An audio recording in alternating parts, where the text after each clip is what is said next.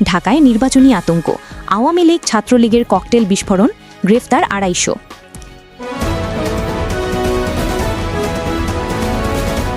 Breaking news, কয়েক সপ্তাহের মধ্যেই দেশে ফিরছেন তারেক রহমান। গণতন্ত্র পুনরুদ্ধারের শেষ কাউন্টডাউন শুরু।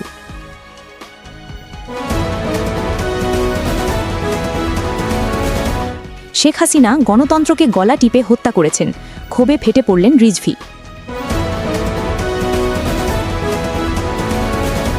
ডিম নিক্ষেপের মতো অপকর্ম, আওয়ামী লীগের ভবিষ্যৎকে অন্ধকারে ঠেলে দিচ্ছে বিস্ফোরক মন্তব্য আমির খসরুর। এতক্ষণ শুনছিলেন সংবাদ শিরোনাম, এবার বিস্তারিত।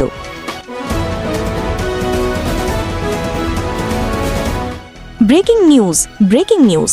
রাজধানী ঢাকায় আওয়ামী লীগ ও নিষিদ্ধ ছাত্রলীগ আবারও আতঙ্ক ছড়াতে মাঠে নেমেছে। নির্বাচনের আগে ভয়ঙ্কর ষড়যন্ত্র শুরু করেছে তারা। মঙ্গল ও বুধবার রাত জুড়ে রাজধানী শেরেবাংলা নগর, বনানী, তেজগাঁও, উত্তরাসহ বিভিন্ন এলাকায় ঝটিকা মিছিল, ককটেল বিস্ফোরণ আর অস্থিতিশীল পরিবেশ তৈরির চেষ্টায় নামে তারা। পুলিশের অভিযানে এ পর্যন্ত ২ শতাধিকের বেশি কর্মী গ্রেফতার। গোপন সূত্র বলছে, ভারতের দিল্লি থেকে শেখ হাসিনা নিজেই ভিডিও ও অডিও বার্তা পাঠিয়ে এসব অপকর্মের নির্দেশ দিচ্ছেন। লক্ষ্য একটাই, যে কোনো মূল্যে নির্বাচন আটকানো। আওয়ামী লীগের কর্মীরা ছড়িয়ে আছে দেশ বিদেশে। তারা একের পর এক হামলা করছে, ডিম ছুড়ছে, ইটপাটকেল ছুড়ছে আর গালিগালাজ করছে বিরোধী নেতাদের উদ্দেশ্যে। পুলিশের অতিরিক্ত কমিশনার এস.এন. নজরুল ইসলাম সংবাদ সম্মেলনে জানালেন, ২৪৪ জন নেতাকর্মীকে গ্রেফতার করা হয়েছে। উদ্ধার করা হয়েছে ১৪টি ককটেল এবং ৭টি ব্যানার। ময়মনসিংহ, কিশোরগঞ্জ, গাজীপুর, গোপালগঞ্জ সহ বিভিন্ন জেলা থেকে নেতাকর্মীরা ঢাকায় এসে রাজধানীকে রণক্ষেত্রে পরিণত করতে চাইছে। নজরুল ইসলাম আরও বলেন, নির্বাচন সামনে রেখে আওয়ামী লীগ রাজধানীর শান্তি শৃঙ্খলা ভাঙার ষড়যন্ত্র করছে, কিন্তু পুলিশ নিরলস পরিশ্রম করছে। অভিযান অব্যাহত থাকবে। এদিকে খবর এসেছে, আওয়ামী লীগের শীর্ষ পর্যায়ের নেতারাও ধরা পড়ছে। ছাত্রলীগের সাবেক সাধারণ সম্পাদক অজয় কর খোকনকে গ্রেফতার করেছে ডিবি পুলিশ। সন্ত্রাস বিরোধী আইনের মামলায় তাকে কারাগারে পাঠানোর নির্দেশ দিয়েছে আদালত। শুধু তাই নয়, আওয়ামী লীগের প্রেসিডিয়াম সম্পাদক তোফায়েল আহমেদের ভাতিজা ইফতারুল হাসান স্বপনও ধরা পড়েছে। শাহজাহানপুর থেকে গ্রেফতারের পর তাকেও কারাগারে পাঠানো হয়েছে। পুলিশের কড়া বার্তা, হোটেল, ফ্ল্যাট, ছাত্রাবাসে যদি আওয়ামী লীগের কর্মীরা লুকিয়ে থাকে, জনগণ তথ্য দিন, তাদের নাম পরিচয় গোপন রাখা হবে। সূত্র বলছে, আওয়ামী লীগ গোপনে পরিকল্পনা করছে একটি ভয়ঙ্কর গোপালগঞ্জ থেকে ঢাকা পর্যন্ত লং মার্চ। সেখান থেকেই সরকার পতনের ডাক দেবে তারা। এই খবর ছড়িয়ে পড়তেই রাজধানীতে চরম উত্তেজনা। নিরাপত্তা বাহিনীর এক কর্মকর্তা সতর্ক করে বলেছেন, এরা থামবে না, বারবার আঘাত হানবে। লক্ষ্য একটাই, নির্বাচনকে রক্তাক্ত করা। শ্রোতাবন্ধুরা, ঢাকায় পরিস্থিতি ভয়াবহ দিকে মোড় নিচ্ছে। পুলিশের অভিযান চলছেই, আর জনগণকে আহ্বান জানানো হচ্ছে যে কোনো সন্দেহজনক তথ্য দ্রুত জানাতে। এটাই ছিল আজকের ভয়াবহ ও উত্তেজনাপূর্ণ ব্রেকিং নিউজ আপডেট। আরও খবরের জন্য সঙ্গে থাকুন। ব্রেকিং নিউজ, বিএনপি সিনিয়র যুগ্ম মহাসচিব রুহুল কবির রিজভী আজ এক তীব্র অভিযোগ করেছেন। তিনি সরাসরি বলেছেন, শেখ হাসিনা গণতন্ত্রকে গলা টিপে হত্যা করেছেন, মানুষের ভোটাধিকার কেড়ে নিয়েছেন তিনি। রাজধানী শেরেবাংলা নগরের জিয়া উদ্যানে পিরোজপুর ও বরগুনা জেলা বিএনপির নবগঠিত আহ্বায়ক কমিটির পক্ষ থেকে শ্রদ্ধা নিবেদনের পর তিনি এই বক্তব্য দেন।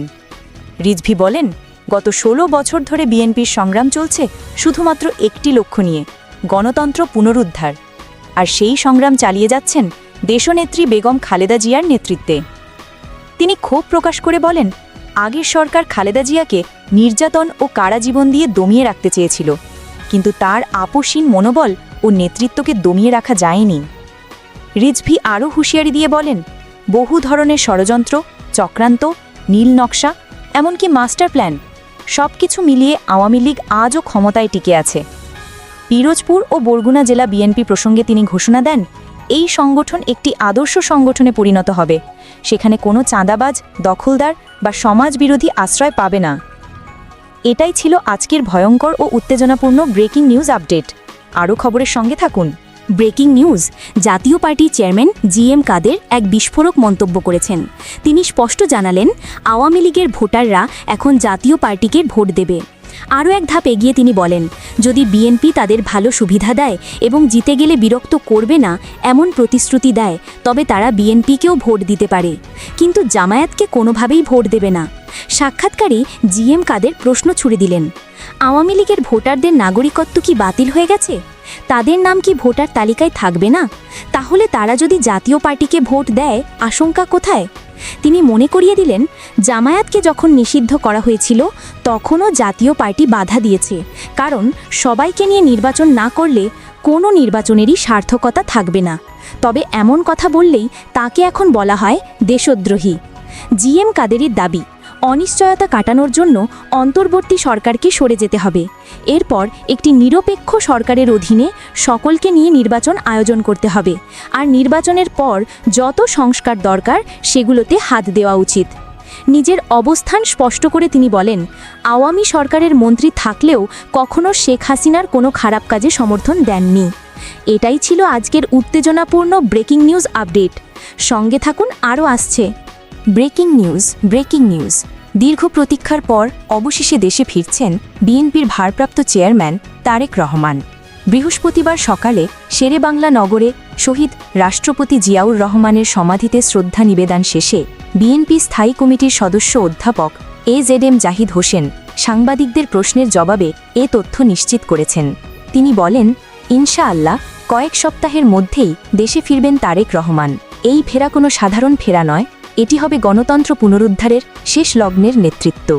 অধ্যাপক জাহিদ হোসেন দৃঢ় কণ্ঠে বলেন, তারেক রহমান কেবল বিএনপির নেতা নন, গণতন্ত্রের জন্য যারা লড়েছেন সবার নেতা হয়ে উঠেছেন তিনি। তিনি আরও সতর্ক করেন, স্বৈরাচারের দোষারা এখনও সক্রিয়।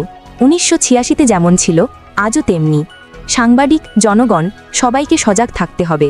নিউ ইয়র্কে আওয়ামী লীগের হেনস্থার ঘটনায় প্রতিক্রিয়া জানাতে গিয়ে তিনি ক্ষুব্ধ কণ্ঠে বলেন, এই দলের ইতিহাস কখনো জনগণের পক্ষে ছিল না। তারা প্রতিহিংসার রাজনীতি করে, জনগণের ওপর চেপে বসতে চায়। দেশটাকে তারা মনে করে নিজেদের পৈতৃক সম্পত্তি। তবে তিনি সতর্ক করে দিলেন, শেষ বিচারে জনগণ জানে কিভাবে তাদের প্রতিহত করতে হয়। শ্রোতা বন্ধুরা, এই মুহূর্তে সবচেয়ে বড় ব্রেকিং, কয়েক সপ্তাহের মধ্যেই দেশে ফিরছেন তারেক রহমান, আর এই ফেরা হতে পারে গণতন্ত্র পুনরুদ্ধারের চূড়ান্ত অধ্যায়। গণতন্ত্র পুনরুদ্ধারের কাউন্টডাউন শুরু হয়ে গেছে।